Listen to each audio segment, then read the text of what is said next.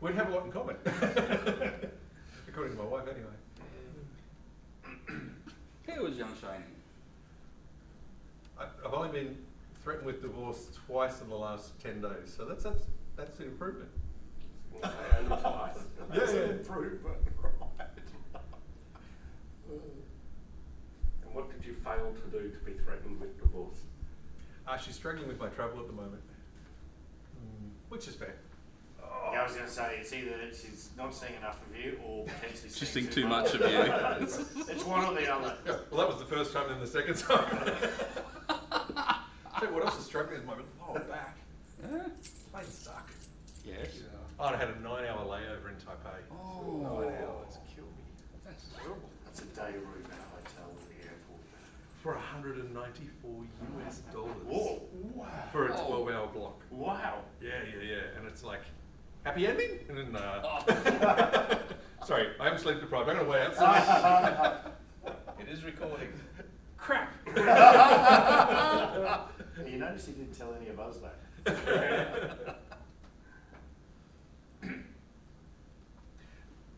So I can't tell anecdotes now. It's recording.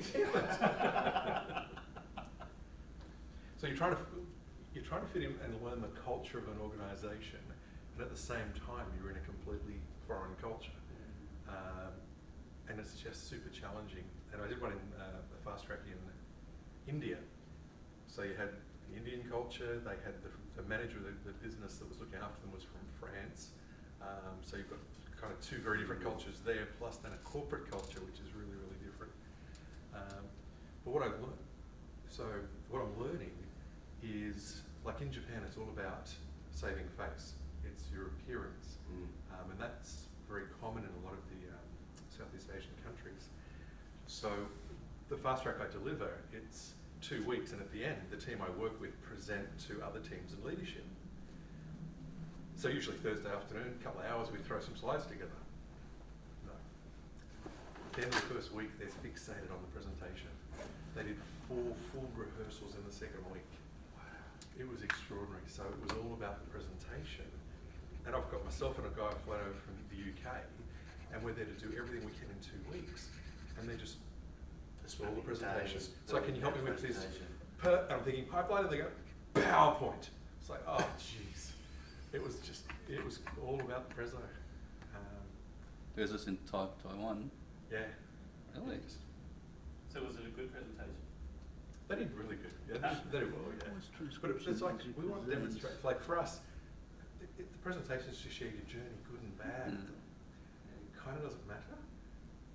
Let your actions show what you've done, like show the pipelines, show the improvements we've done, show that your business critical application now finally has a unit test. And this is big, and it's like it's the slides. So it's really interesting, just the cultural differences and changes, but they're just full on waterfall because they're from manufacturing. Korea's the same; it's all waterfall. Really? So they haven't bought into the whole Toyota Kanban-y sort of way of manufacturing? No, not really. It's interesting. And they've got Gartner's Mode 1 and Mode 2 for DevOps stuff, which has already been largely debunked anyway. But they're writing in Mode 1, Mode 2. So Mode 1 is your critical applications, Mode 2 is your more business line applications that can handle risk. And that's why the whole thing's wrong, is the processes we're talking about can apply equally to high-risk applications, and there's benefit in doing that. But trying to sort of almost pander to that was interesting. So tool adoption and tool chain, Mode 1 and Mode 2 moved now, but it was the agile transformation was the challenge. So Mode 2, do it first, wait 6 months, use the learnings from that to then use your Mode 1, which is really the advice I wanted to give, but it caters for their modes and stuff. But yeah, it was. It's interesting.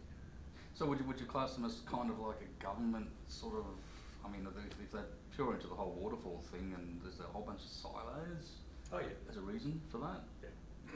Culturally speaking, it's you don't step out of your box. You do what you're told. Well, the other thing is, you are recording, aren't you? Yes. Sorry. Yes. the other thing that I found that was really different is their culture is about copy success. Oh, really? Yeah. So when you say they're interested in metrics and KPI, what's important for you? And the answer every time is, I always want to do what Microsoft does. No. We're chalk and cheese. Our business cultures are remarkably different. You can't do what we do. So what do you want to do? What Microsoft does. So they're looking at them as the best practice vendor, I guess, for want of a better term. Yeah. But you're not a manufacturer. No, not at all. And That's that's the not thing. the world that you play in. So their KPIs should be completely different. Correct. Exactly. So walking them through the process of how we ended up with the KPIs we've got, how we changed them and things. But one of the biggest things is trust. So one of the things about Microsoft is like I can access the source code for most Microsoft products, even though I don't code anything, thankfully. They're so different. Like they can't use our Microsoft hosted agents because they're scared of data egress. So what's to stop someone changing a pipeline to basically do a git pull and then push to another repo? And the answer is, well, there is nothing stopping that. So how does Microsoft do it? We don't. We trust people. Yeah. But the commercial sensitivity, if someone does that, is not what it is for Microsoft. For a manufacturer that has IP and VLSI chips, you can't afford for that to occur. Oh, exactly. So plus in a culture where it is copy, and you see that, you know the little bubble tea shops? Yes. You know, they're just absolutely crazy. I noticed this even in Singapore. So someone brings up bubble tea, and the big one was black sugar was the first one they called it. So it's a fancy looking bubble tea that's really bad for you. So the shop launches, a shop launches and goes, oh, look at this bubble tea. And they put it next to another bubble tea shop. So suddenly there's a queue here, 200 long, and the other ones don't do anything. And then like a week later, the shop next door does something. So, so this guy does something innovative, they copy it, then they all go out of business. That's the norm. Do you know, that's hilarious. In one of the Douglas Adams books, there was on Bronte Tour where the whole population died out because every shop became a shoe shop. Yeah, that's what it That's is. the exact sort of thing in my law. How prophetic. So it's just trying to learn and understand these things. It's very different. They're wonderful people, and the company I was with are the premier employer. They get the cream of the cream from all the universities. They want to work there. So the folk are really smart people, but trying to get them to sort of think and innovate is really, I struggled with that. But it's not just them though. I mean, there's a lot of organisations, even in this country, where that's the case. Look at government. I was going to say, public sector. Well, and there's obviously reasons for that, because public sector's not there to make money. Public sector's there to employ people. It's not my tax. Well, it's a virtuous cycle, right? But Keeps you employed, you spend money, you give it back to the government, and in the public sector, you've got two problems. You've got the public who want you to be As completely efficient, transparent, correct. so you have to go through these horrendous Yes. bid processes, having been through these Yes. things on the other Yeah, both yeah. sides, and highly efficient. And these things, they're not at the same game. But the problem is if you're not being highly transparent and open, you're going to get crucified a lot harder than if you are less efficient, because so you will favour that one over the others. But public sector's an interesting beast in this country. But I disagree from the perspective. I'm sorry, I agree with that statement, but we don't have that sort of copy mentality. We have best practices and reusability and stuff, but also we try to think outside the square. We try and innovate. We come up with different ideas, and culturally, they just didn't seem to want to do that.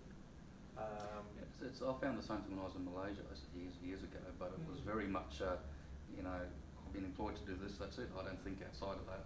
Yeah. It's not my job to ask questions of it, no, I just do what I'm told. So big shift is trying to get them all into inner sourcing, the idea of cutting down the silos, sharing across teams, open source inside your company for success, and it's just That's interesting. So would you say that things along the lines? So one of the things I was going to talk about later on towards the end if we have time is pipeline governance. Mm-hmm. That I just listening to what you're saying there, that seems to me that's going to start becoming a very, very big thing in organisations. You look at financial organisations that now require, because of the bloody banking Royal Commission, there's going to be a whole bunch of things. Oh, we can't do that because there's no governance around that, so therefore you can't do that. Yeah. So getting over that. So using pipeline decorators was something we did in Taiwan to inject things into the pipeline. We do it ourselves at Microsoft. So every one of our build pipelines, governance automatically injects things into the pipeline to look at component selections. Mm-hmm. So we go across different databases to look to see if there's any known vulnerabilities, we'll break builds, and that's injected. You don't have a choice. So you can already do that yourself with pipeline decorators. So we implemented some of those sorts of things, but I agree, it's a lot about the governance now. Very much so, improving. I mean, so certainly where I am at the moment, we run into this. So we want to push something out that's not production, that's more for us tools to cut down our technical debt. We still have to follow this whole horrible CRQ process with a 6-week lead time. And with these things, you're not really sure as to what it's actually going to look like and what you're actually going to need till like a week or two before you're done, because things are still shifting underneath you, right?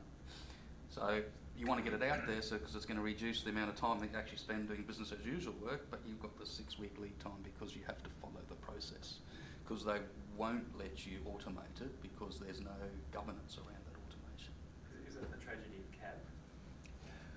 It's the tragedy that CAB has become, because CAB was never intended to be that. No. CAB was always intended to be, let's put a bit of oversight on it to make sure you're not being stupid, and now that we know you're not being stupid, let's back off a bit and change things to make things more efficient and start automating things. It's stopped, and it's just become this big ball. It just continues to grow and grow and grow and become with more and more inertia kind of thing, right? Because you've got people on CAB boards, they've got absolutely no idea what's going on here, but no, I've got to have my say in this.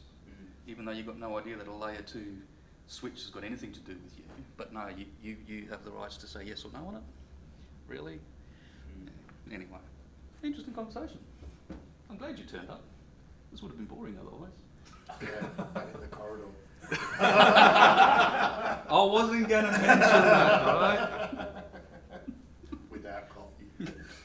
Wow. Now that was at me. Yes. You could have bought one yourself, you know. I've got a little... I would have. Just downstairs. I would have, had I known that was going to be the outcome. I actually ticked the box to say we wanted facilities to organise tea and coffee. Ticking the box. Did you? No, I didn't get that message. I ticked the box. Did it make you feel good? I had my expectations set appropriately. Excellent. There you go. So it made you feel good, right? That's excellent. That's No, you're just disappointed. Random box. Not going to make any difference anyway. Tick, tick, tick. All right.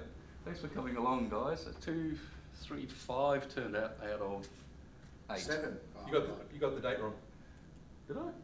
It's not August. I know it's not. Oh, open a browser. Trust me, open a browser. Trust you, right. No, it's about sprint stuff. Do it. Or let me use your computer. Ooh. Open the browser. Ooh. It's kind of like pull my finger. I'm not sure you want to do this.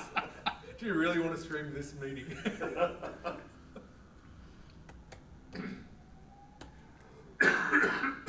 Okay, in the address bar? Yes. Oh dear. This is being recorded, right? just so as you know, and Anthony's making me do this, so yes. What sprint is... No, did I say space? I didn't say space. Yes. What sprint is .it?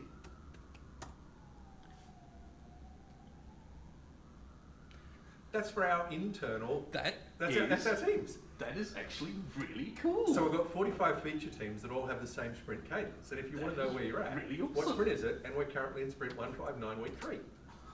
It's like, cool. And there's a little bot, and you can say... And it's got dark. Someone's had a sense of humour. And we've got something called... Now, there is technical debt being taken away. Good to see. You know that had been on the backlog for 8 years. Didi. So on Teams, you can say, Didi, where is TFS? And it's a bot and it comes back and tells you exactly across our scale units where we're up to. So what payload's being pushed into which scale units and which rings. That is really cool. Yeah, there's some really interesting internal Is this the engineering. documentation? No, this was just a calendar on there. Right. I will point one thing out though, right? So we're at the end of this sprint, right? 159's about to end today, yeah? Mm-hmm. Yep.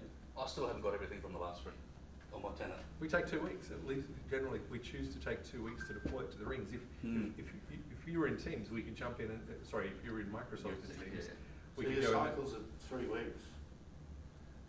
So our sprints are 3 weeks. Yeah. Right. Yeah. And then when we deploy, the deployments generally we target as taking 2 weeks. So we can do it really, really quickly, but Yeah, we they put it basically out deploy different to ring 0 ourselves. Yeah. We Yeah. deploy the binaries Yeah. and then wait. And if everything's okay, we then service the database Yeah. and we wait, then ring 1. Mm. So we do it slowly to minimise the blast radius if there's a problem. But it's not uncommon that we'll sometimes get out to ring 2 or 3, find an issue, and then start again. So we could be deploying sprint 159, and 160's already started going in the early rings at the same time. So interestingly as well, a few weeks ago I had a big problem. I couldn't actually sign in to visualstudio.com. It kept saying 500 error. Mm-hmm. So I hopped on the support site and then, wouldn't even let me log into the support site with my tenant account either. So I had to log in with another one. And I was dealing with one of the guys actually on the engineering team, and about a week later he came and said, try now, and it was all fixed. And I said, what was wrong? He says, we introduced a new cookie handler and you've stumbled across something that we hadn't actually found yet, so we're pushing it back in and it's going to be fixed. It's one of those They blacklists rolled I it put back. you on. They rolled it back and they can push it out again. It's one of those blacklists I put you on. Oh, is it? Right. And here I was thinking I was making a difference. Wow. You entertain me, that's always a good positive difference. Well, at least I do something, right? No, that was very useful. That's really awesome. Thanks for that. Oh, see, he does add value. There you go. Okay, so. Hang on, I've got to get on the camera. I could say so many things. So I'm just going to go through a quick recap of the last 3 sprints because we didn't talk about any of this for a while. So obviously you can go and read all this yourself for those of you that do religiously do that, but I find that most people don't, so you don't really know what's in there and so on. I found a couple of things I thought, oh, that's interesting. There's now a new UI to request access to an organisation. So with some tenants and so on, you might have multiple organisations inside of it, but you might silo them out. So now you can actually get access to another organisation, and the user experience is a bit nicer. I never used the old ones, so I don't know what the difference there is. Azure boards, read-only and required rules of group membership. So, and the following customise your system pick. So these, the top one is all around about giving group membership around read-only for certain users, making a bit time things out of it. The customised system pick list values, I thought this one was pretty nice. How many times have we had something like a priority and you don't like what's there, you want to go and change your own? So now you can go and add new things yourself. Certainly I know our organisation would like to use that if we were on the Azure cloud, but we're not, for security reasons of all things. It's interesting. They don't want the ability for external consultants to be able to access their codes outside of their internal tenants. It's a perception though, isn't it? Often the security is far worse internally on your on-prem than it ever would be. Well, actually where I am, it's actually pretty brutal. Is it? Yeah. Well, it's a federal agency, so, and it deals with a lot of money. So, and a lot of people's information. So, Lots of jump boxes. yeah, very much so. And your admin accounts expire every 3 months, so you need to ask again why you need them. And you have to have level 2 whatever security it is kind of thing as well. It's amazing stuff. And there's your boards, new work item URL parameter. You can now put the work item equals the ID on the end of any URL now, and it'll actually bring up the work item type now. So I thought that's a nice little, a project paper cut finish, I think. For the Azure boards, you can now mention people, work items and PRs in the text fields, because we all want to do that, don't you? Yep, it was Anthony's fault that I had to fix this. Right? Sorry, Anthony. Didn't That's all right. pick on you. I'm sure you're thinking up new ways to do things. Just added to the list. New blacklist to put you on. Ooh. Sorry, what was your text one? I would never do that. On camera. Okay, Azure boards, you can now use emojis. Because we all need some emojis in our reactions to the discussion comments, right? In all seriousness, that actually surprisingly would be useful. But you get a very limited set though, which is unfortunate. I want the vomit emoji. That set of 6 is not the set, is it? Kind of is. Oh no! That's why I said, yeah, as Anthony said, I want the vomit one myself. I used it this morning when someone said doors integration. It's like, what? Yeah, see, you know the reaction. Yes. You can now pin Azure board reports to the dashboard, so you couldn't do that before. There is also now an Azure repos app for Slack. Who uses Slack? Guess what? You've got a new thing to annoy you with if you want to. Okay. Basically, you get alerted every time something happens on Azure repo in your Slack thing. Yeah. More noise. In Azure Artifacts, you can now configure upstreams in different organisations within an AAD tenant.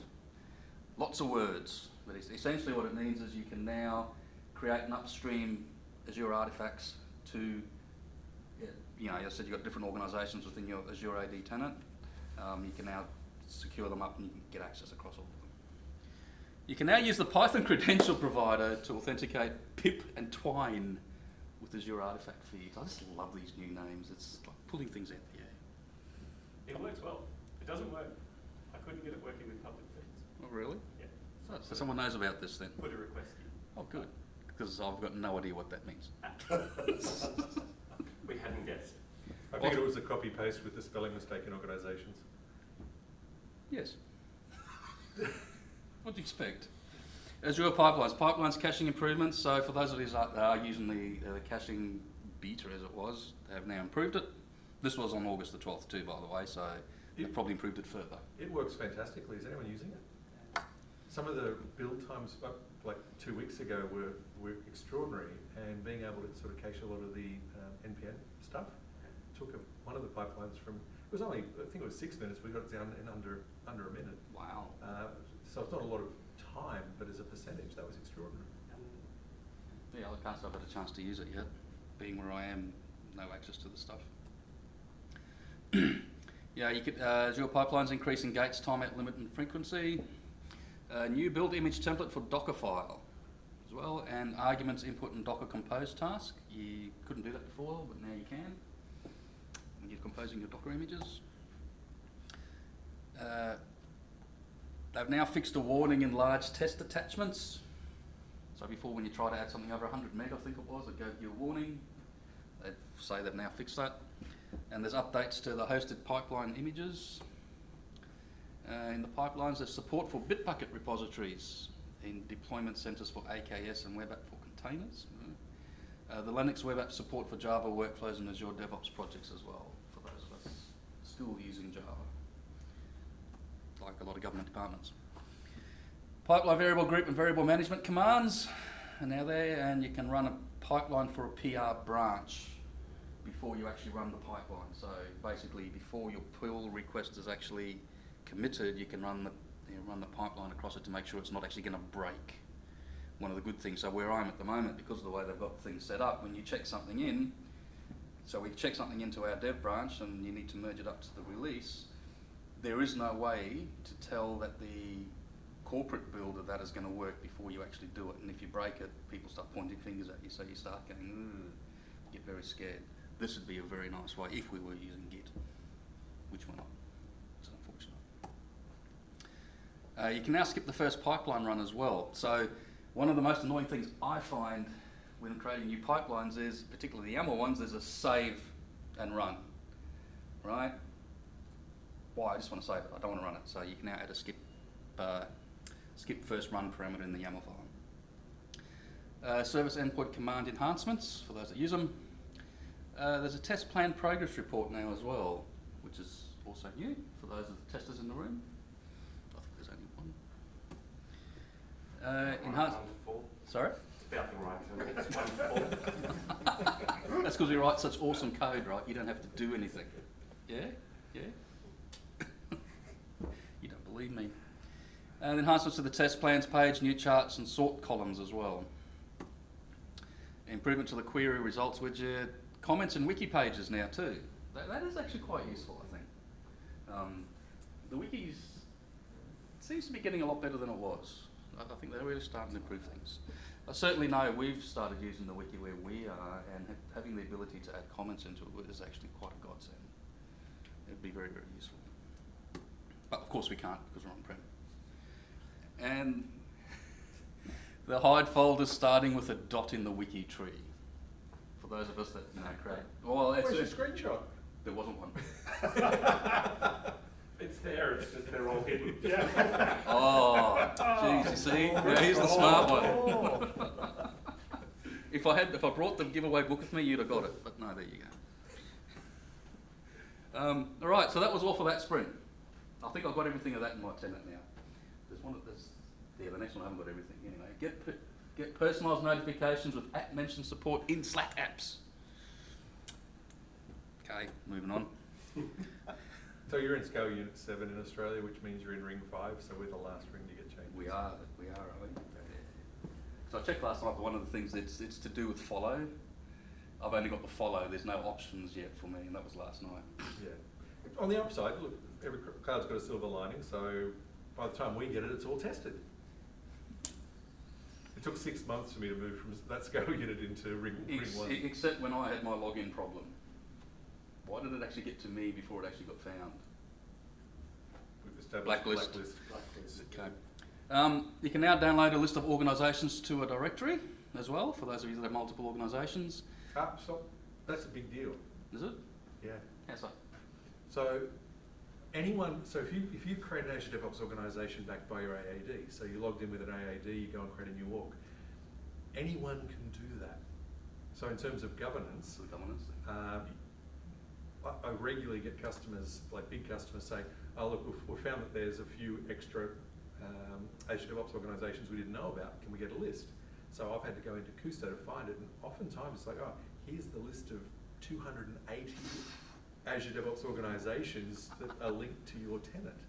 And so what you can then go and find out what are the active user counts over the last 3 or 4 months. So what you normally find is the 2 or 3 you should be using, you've got hundreds of users, and then you've got hundreds with 1 or 2 users. So it's like a SharePoint subsite.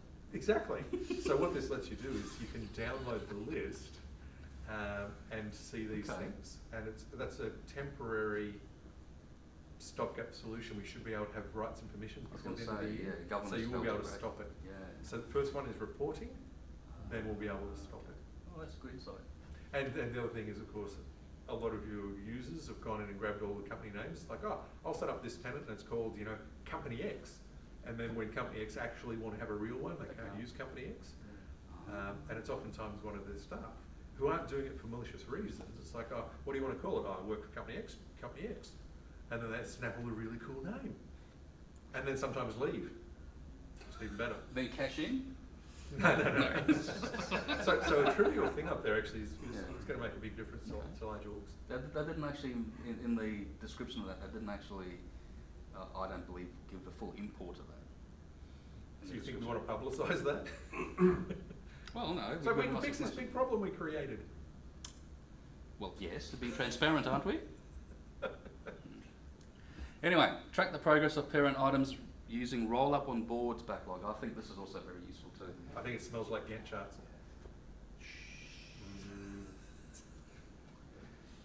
But that's not to say it wasn't useful. Certainly in our organisation it would be nice to know, because of the way we distribute across teams, it would be nice to say this feature which is being worked on by this person, or this team and this team and this team. It'd be nice to be able to roll all that up to say where are we. Good if you could just make traffic light colours as well, just save you a whole heap of work. Wow, I have nothing to say to that. You can present that, Kat. So remember, I'm sitting here and saying things without having coffee in my system. Bad things could happen. That's your excuse, right? Nice. Right, taskboard live updates. When you make changes to, and someone else makes a change somewhere else, your taskboard will now update automatically. There's now a policy to block files with specified patterns as well inside your repository as well. So, you know, if you've got a particularly nasty bunch of devs, you can stop them naming something very expletively something, right? You can resolve work items via commits using keywords in repos now. There's also, you know, like you can do in GitHub, you can do fixes hash AB123. You can do something similar. There's granularity for automatic reviewers now as well. So the ability to, as it shows you there, have a number of approvers and who those approvers are for automatic approvals. Get latest universal package with semantic versioning wildcards as well. So in your build task, you can now put one.star instead of putting the specific version. Azure artifact feeds in the Visual Studio Package Manager as well. You can create Azure pipelines from VS Code too. I tried to get this to work last night, or the night before, and no luck. Maybe that says something about my ability to code and deal with Visual Studio Code. I don't know. New task for configuring the Azure App Service app settings as well. So for those of us deploying into an Azure cloud itself, there's a new option to be able to actually set the settings during that. The Azure App Service now supports a swap with preview. Before that, there was another task. I can't remember what it was called. It was called something different. But it's now this Azure App Web Deploy task essentially lets you do. Sorry, it's called something. It's Azure Deployment Tool or something, and you get all these options now. Before that was a separate thing. YAML templates for Python and .NET function apps. I thought that sounded interesting. Didn't actually get a chance to try that. I'm not really a Python person, so I've never really dealt with it. But if you use it, it's there. There are now service hooks for YAML pipelines as well. So those ones highlighted are new. The ability to do this from YAML is a further progression, I think, on the fact that YAML is going to replace, well, everything. And I really, really hope that they keep the UI inside of Azure DevOps to at least those of us who don't delve with it all the time have a nice representation for it. Don't know, what do people think of YAML? Really? It has its uses. Don't get me wrong, I think it's better than having an XML-based thing, I'll grant you. But it can be very opaque. It's another DSL essentially, right? It's another domain-specific language that you need to learn. So having tools around it which make it easier for you, I think is quite useful. It's a pain to teach because it's so fussy, you know, spaces, two spaces, all that sort of stuff. Exactly. When you're trying to teach it, you spend so much time just with the syntax. So better tool support to do that, I think is really important. I think so too. So I mean, you can get Visual Studio Code now. I think has a plugin that lets you, you know, basically IntelliSense for it, which is going to make life a lot easier. I think. But underneath, it's still a domain-specific language. Not that that's a bad thing, though. Some people do talk like that as a bad thing. I don't think it is. It's part of our industry, I guess. And it's not supported for TFVC either. And what does that tell you about TFVC? Yeah, I know. It's a pain for those of us stuck there at the moment, though. Well, you just can't use it. That's right, like us. Right, we can't. But, I mean, that's the nature of the beast, Jay. I mean, yep, this is better, but you can't exactly just pick this up and drop it there without a lot of thought and a lot of, you know, do we really need to take it? You know, it's how much value does it really add in the long run? It's just, look, it's an old code base. Like where we are, any new stuff's now going .NET Core 3, all the old stuff stays where it is. Why bring it across, right? Just leave it. This is a great idea for a new template. So a multi-stage pipeline that goes and gets the code out of TFVC, creates a Git repo, commits the Git repo, does all the cool stuff. It'd be awesome. It will do the conversion for you live for every build. With governance around it too. Sure. Yeah, sure. Bit of security theatre, we've got it all working. Next sprint starts tomorrow, you can just request it. There's Azure enhancement to the Azure Pipelines app for Jira. I see lots of nods, but no yays. I see a copy-paste inconsistency. Oh, shush you. Although that's warranted, I guess. The GitHub release task enhancements as well. So there's a GitHub release task, so they fixed some things in there. Azure pipeline stage level filter, and then sovereign cloud support for Kubernetes service connection. This is all to do with, I think, education and government cloud support. So I think it's one of the reasons why we haven't moved across yet, because for some reason they wouldn't let us use the government cloud part of it. I don't know. That's way above my pay grade. There's updates to the hosted pipeline images as usual. Lead and cycle time widgets now support advanced filtering, and that was that sprint. Lots of, except for that one Andy pointed out, lots of fit and finish. Again, I think that seems to be the main takeaway I get from these things, is that there's a lot of fit and finish. I'll run through this quickly because I've only got half an hour left. General user assignment based billing and default access level. This one's actually pretty good, so go and have a read up on that one. Basically, it lets you, instead of buying a whole bunch of licenses up front and having to pay for it for that month, it's now on a basically an as needed basis. So if you want someone for a day, you go register that person for the day, you pay for that day, and then you deregister, and that's it. So you're not taking up, you don't need this pool of floating licenses anymore. It's a just in time sort of thing. As well as the default access level for new users, you can now set that. So if you don't set it, it'll be stakeholder, but you can say any new users are going to be developers or project owners or something. And daily billing now, as opposed to monthly. There's a new new UI to manage the organisation and project permissions as well, along with all that. Yeah, same again, I repeated myself. Support for custom fields in roll-up columns. Now, this is also interesting too. So, talking about Gantt charts, right? But now you can have custom Gantt charts.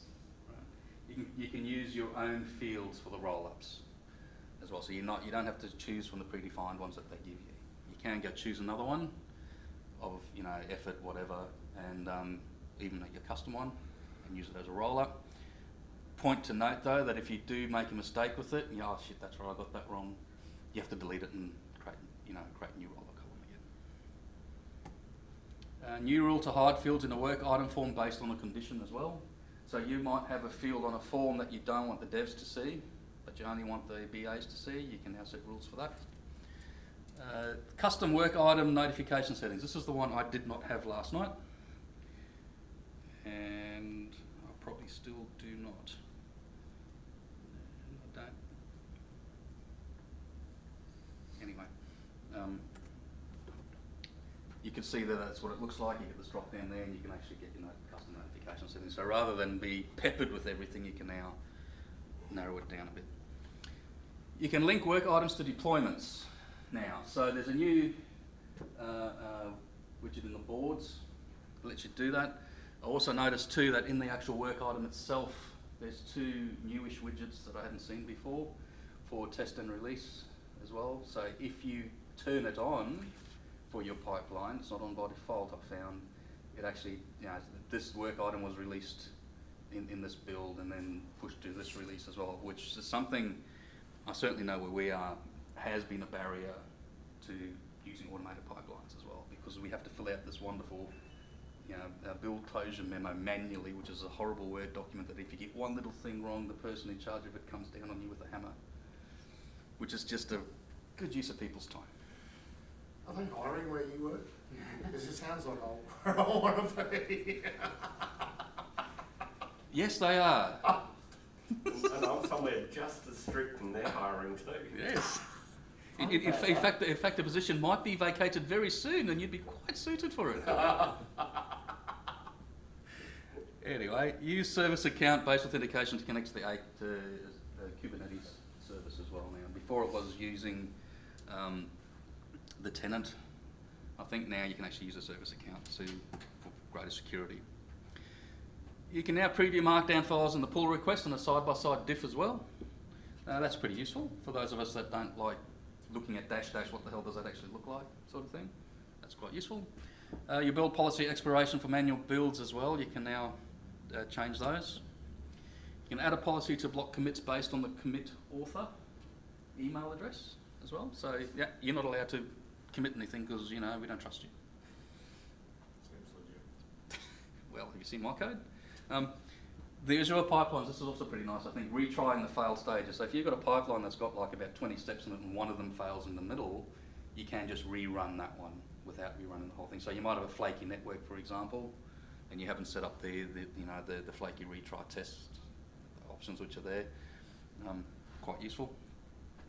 There's enhancements to the approvals in the YAML pipelines and container structure testing support in Azure pipeline.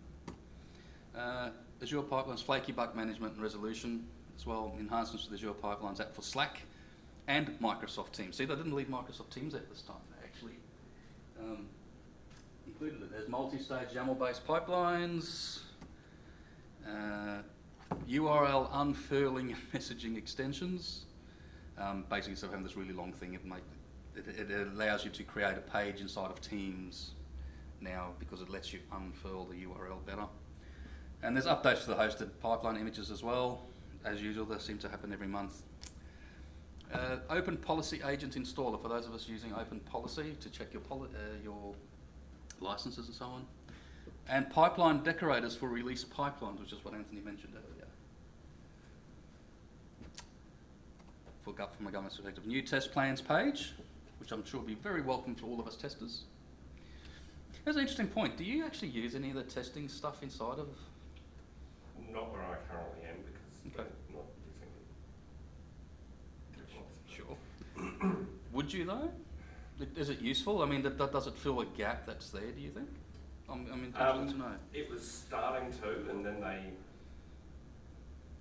went and dropped things that we use, such as low performance testing, And said use the open source stuff instead. which isn't suitable for what we do, so it Oh, makes okay. it lots of fun. Job for life? No. For certain clients, it's not suitable. Okay. For others, we've used the open source stuff already or other proprietary. Okay, that's tools. interesting. But yeah, we have used the testing stuff. Okay. That's good because it's not something I really look at, really, because I'm not a tester. Don't want to be. I mean, the new page gives us a lot more consistency with all of the other services. So it's not, I mean, that doesn't include any new features by itself, but it means that you don't have that sort of context switch from one look and feel in all the services and then test plans are different. That consistency, I think, will make it a little nicer for maybe not the full-time testers that spend all their time in that tab anyway, Sure. but for the rest of the teams, I think they'll be able to get in there and it'll be more intuitive.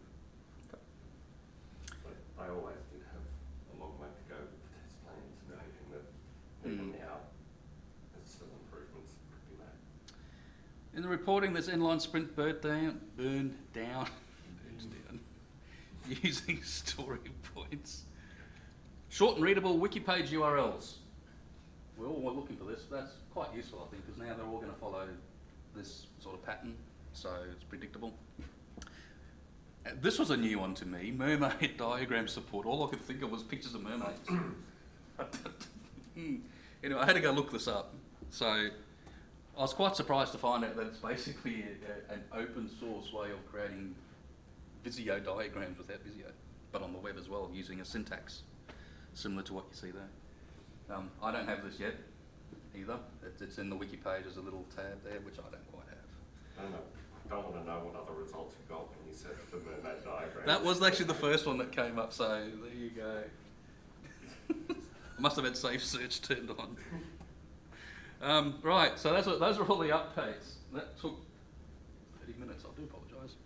So, any questions on that? No?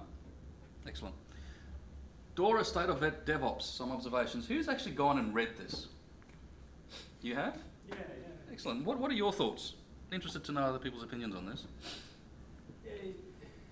Compared to last year's, it seems a bit different, doesn't it? Yeah, last year's I think was a bit more definite. It had some very interesting statements for outsourcers to consider. Yeah. This year it sort of seemed to be a little bit more Googly, one might say. well, yeah, and it sort of talks about, you were talking before about Taiwan and stuff like that. The way it's sort of structured, it almost looked like there was this whole group that had accelerated beyond everyone. Yeah. And nearly everybody else was just catching up. But when I look around, This a whole one. lot of people aren't doing it. Yeah. So you sort of, reading through this, it almost looked like 85% of the world was fully engaged in DevOps. I found that a little bit.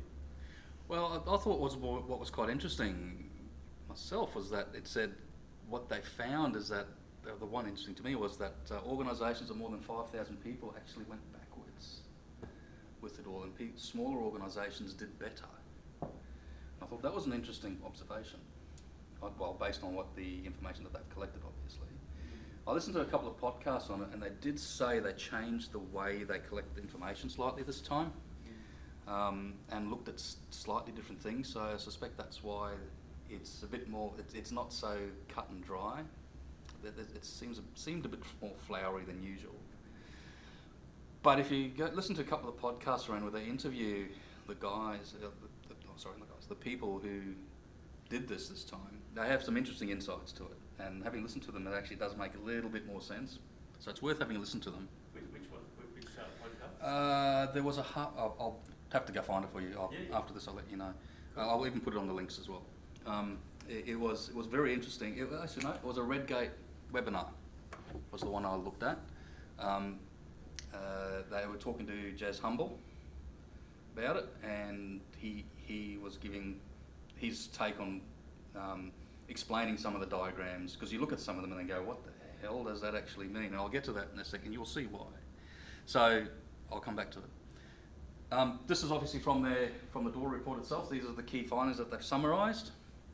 The industry continues to improve, particularly among elite performers. There's the 20% of all teams are now classed as elite performers, according to them, which I thought was a bit, maybe in their sample size, maybe. Right, so I suspect a lot of organisations didn't even bother doing it, maybe. Delivering software quickly, reliably and safely is at the heart of technology transformation and organisational practice or performance. You know, obviously, you could probably discover these yourselves, I guess. Best strategies for scaling DevOps in organisations focus on structural solutions that build a community. And this is something, a trend I've started to notice as well, is it's no longer, I feel, all about the tools, right? It's now more about working with people, right? And that your best way of getting better at what you do is to actually build communities of people, right? So it's becoming more of an open, I think they've taken a lot from the open source way of looking at things, is that we all need to work together to do this, isn't it? We're trying to break down silos. This one was interesting. Cloud continues to be a differentiator for elite performers and drives high performance. They do give a big caveat in this one though, where they say that might be true, but the vast majority of organisations don't use cloud effectively. They say we use cloud, but they actually don't. Right? Case in point, the department I'm in at the moment, yeah, we use cloud. It's VMware, but they call it cloud, right? So we're not actually moving towards cloud native sort of things with the stuff that we're doing at the moment. I wondered with that item 4, if over the coming years Kubernetes might change this. So is there a practical difference between on-site Kubernetes versus cloud Kubernetes, depending on the setup, where you're really using a lot more of that dynamic infrastructure? So I think what they come down to is whether you're using the services offered by the cloud provider as a platform versus an infrastructure-y sort of thing. Kubernetes still smells to me infrastructure-y, right? I think that's dependent on how you... Yeah, I mean, if you hand it to an infrastructure team, they're going to run it like infrastructure. Exactly. If you hand it to an SRE team, they're probably going to handle it a lot differently. But yeah, it's then all the organisation giving them the latitude to do so as well. yeah. As well, and I certainly think it's probably a lot of public sectors organisations probably balk at that idea for whatever reason. So yeah, no, it's interesting.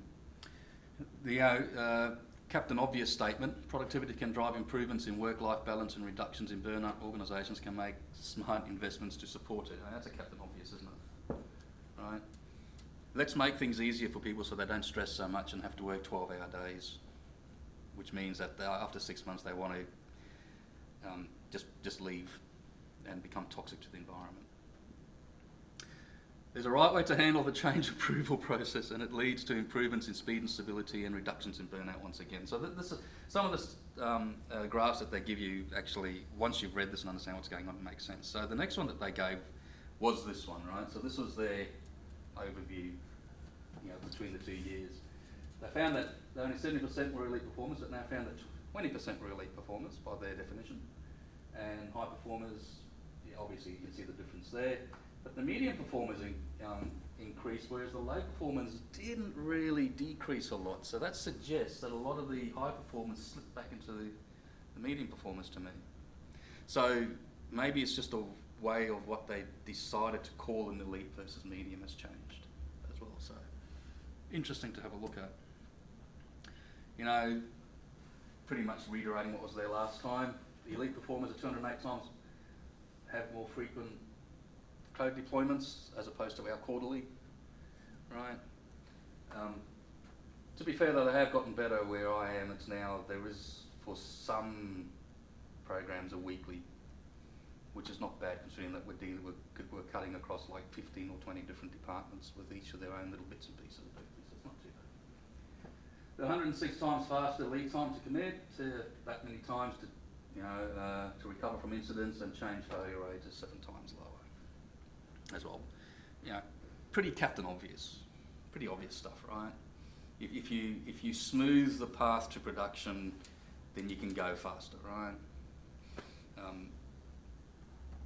Obvious. And this is just reiterating what they said there, are more likely to use the cloud.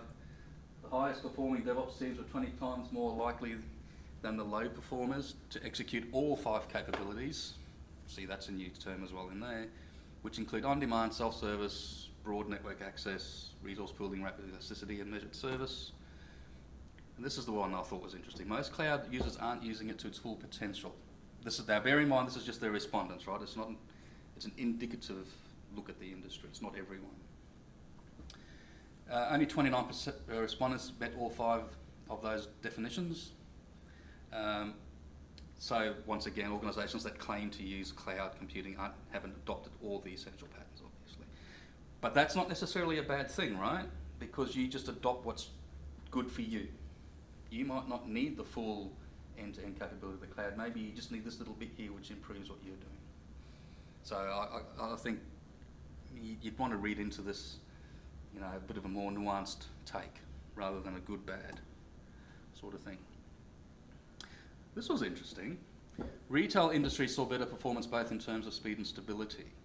Now that's obviously because, my take on it is that there's more money involved there, and they're far more willing to take a risk versus a bank, which is far less likely to take a risk, particularly in Australia now with all the governance, extra governance that's going to be required, right? Basically our Sarbanes-Oxley, for want of a better term.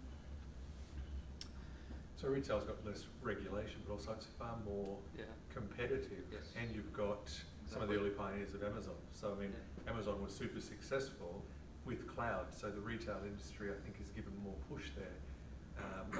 There's a big competitor in the market now. Well, and they've been successful with cloud. And cloud drove their success. So it's been long established as a good pattern for retail, whereas risk-averse verticals like banking, for example, just slow to adopt those things.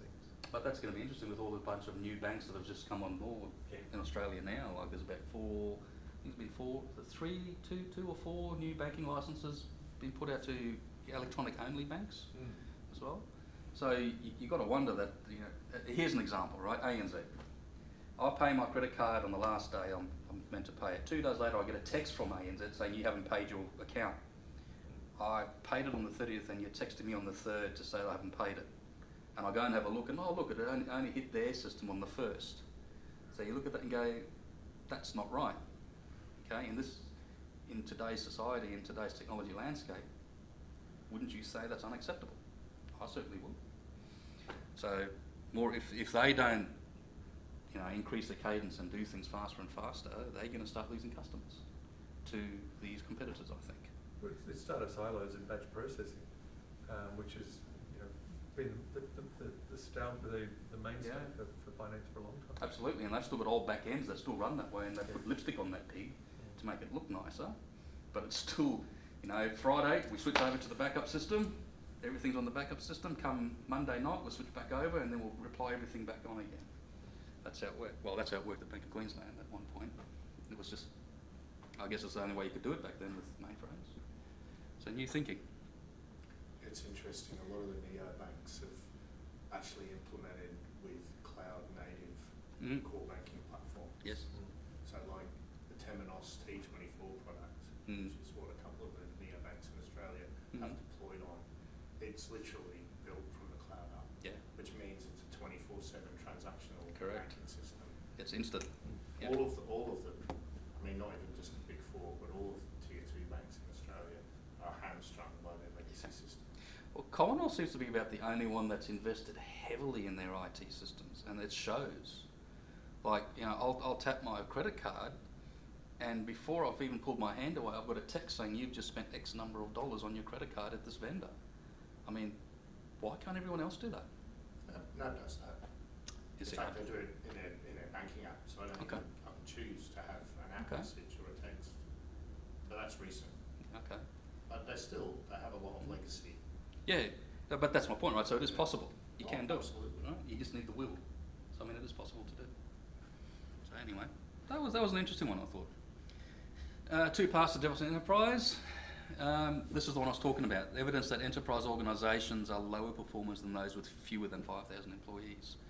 Heavyweight processes and controls, which I was talking about. You know, that big accretion of things that just we've got to tack this on this one and this one, and it just becomes this big movable thing that's too hard to stop. You know, CAB. Sounds like if it was a POQ, I have to go through queue design, queue something else, then I have to go through CAB. Yeah. And if any, and that could be months. Yeah. If any of that, you get to the end and there's maybe you have to go back to the start. Yeah. Yeah. You can understand why these things were put in place in the first place, right? At the time it made sense, but it hasn't moved along with By the your times. point earlier about it somehow morphed into, it used to be CAB was everyone had a seat at the table so that you didn't smash marketing because you're making a change in finance or risk. So they could actually be there and go, no, we're all good. Now it's, if you've got a seat at the table, you have to have an opinion and you have to say yay or nay. As you say, if it's a hardware infrastructure change, why would someone in marketing care or risk? They don't. But the problem is everyone wants to grind their axe. Yeah, everyone feels entitled to an opinion. And it's... Yeah. It's an interesting thing. Once again, it comes back to people, not technology.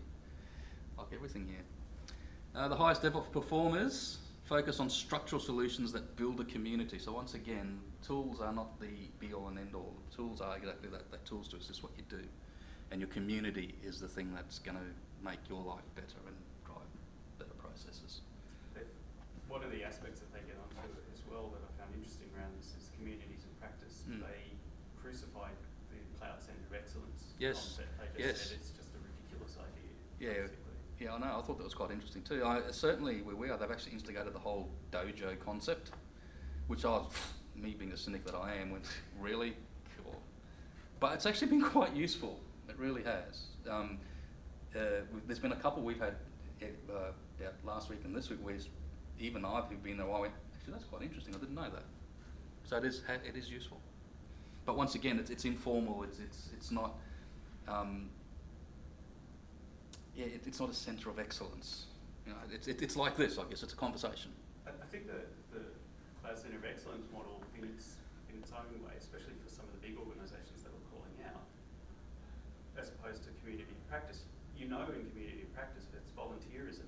There's a whole lot of people who are either not allowed to come along because they're going to go, I'd like to go to that, so I don't have time, or just don't come along. Whereas in a way, without sounding like too much like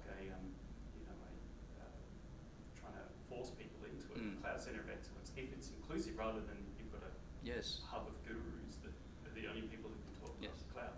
In a way, it sort of says, well, yes, these 2 people in your team will have to come through this centre of excellence and then potentially move to a community practice model, rather than people not opting out but being told they can't go. I think that's always a tricky problem.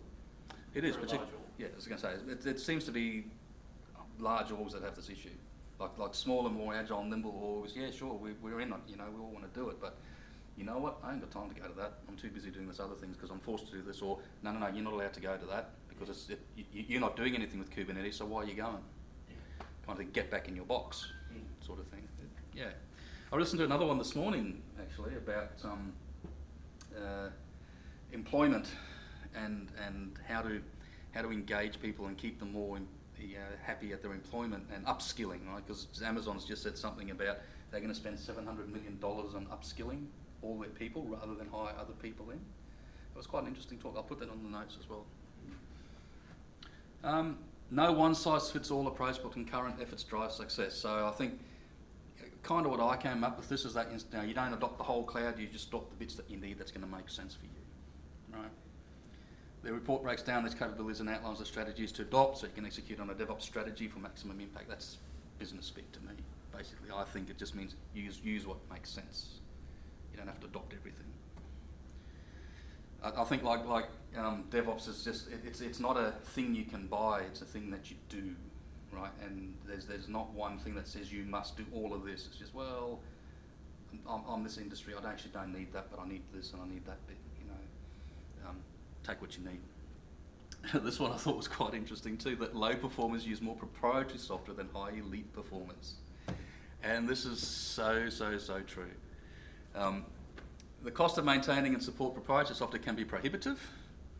A case in point where we are, we need something changed, but they said, no, we're not looking at that anymore, but if you want it, we'll charge you $1 million to make it one line change. Yeah, no, I don't think so. So they found that elite performers with 1.7 times more likely to make extensive use of open source components, libraries and platforms. So big shift in the industry, you know, from closed source to open source. So we're talking about some of those diagrams that they mentioned. This is one of them, and you look at that and go, well, that's just a bunch of boxes joined together. It looks like a horribly bad Visio diagram, doesn't it? But the key here was the minuses, right? So basically what they're saying is these things contribute negatively to your continuous delivery, right? So burnout, and what, the next one talks about what causes burnout, right, from an organisational perspective. Your heavyweight change process, that just hinders your ability to make changes quickly, CAD. But with all these other things here, code, loosely coupled architectures, monitoring and everything, increase your ability to do continuous delivery, and then your SDO performance outcomes as well. So it looks horrible, but when you actually listen to that one, the Redgate one, he actually does explain that quite nicely. And this is the other one, right? Your barriers to productivity, right? Code maintained, bad code, bad loosely coupled, bad monitoring, gives you technical debt, which leads to reduced productivity. Obvious, right? But obviously in something a level C person go, hey, yeah, look at this. Anyway. The one thing I found quite interesting about all this year is because Dora was essentially bought by Google, surprisingly this site is, I thought, quite nice. It's very good. If you go to google.com/DevOps, there's a whole bunch of how to figure out your capabilities and so on, and these go into quite heavy detail. Nice little reference, I thought. Lastly, who's heard of the Unicorn Project? Who's heard of the Phoenix Project? Who's read the Phoenix Project? Who's pre-ordered the Unicorn Project? Me. Who's read the first 2 excerpts? Who knows who Maxine is? Losers. We voluntarily came to this. Yeah, before you knew there was no breakfast. About the people that had their hands up there. Yeah. That's what I understood. So, With no life was the implied extent of that sentence. It's worth reading. The Phoenix Project obviously takes it from a business perspective of a failing company and how they transform themselves into becoming more successful due to a whole bunch of... it's very well written, actually. It's not bad. So he's gone and written a new one called the Unicorn Project, which is from the developers side of it. So we've had the business point of view, now we're getting the developers' point of view of it, and it's worth reading. You will read it and go, Yep, absolutely. But he is espousing new ways of thinking about the way to change your work from a developer perspective too, so it's worth it. And obviously not yet available. No, November 26th it comes out. But there's the third excerpt comes out next week, I think. So you can go and read the 3 excerpts if you go to the site, which is in the links. One thing that they do have there, though, is this sign up. You know, put a fake address or whatever. There's a whole bunch of white papers, which I hadn't seen before, which I thought, these are quite interesting. They're just thought pieces. They're white papers, obviously. But they go along the lines of, pipeline governance, how to build teams effectively, those sorts of things. It's very, very worth reading. They're free. They're probably about 50 to 100 pages long PDFs. Well worth a read. Very well worth a read. Because this is what I was talking about, and I'm not going to have time, so I might leave it till next time. I'll give a bit of a deeper dive into it. One of the things I was talking about was automated governance or reference architecture. Okay?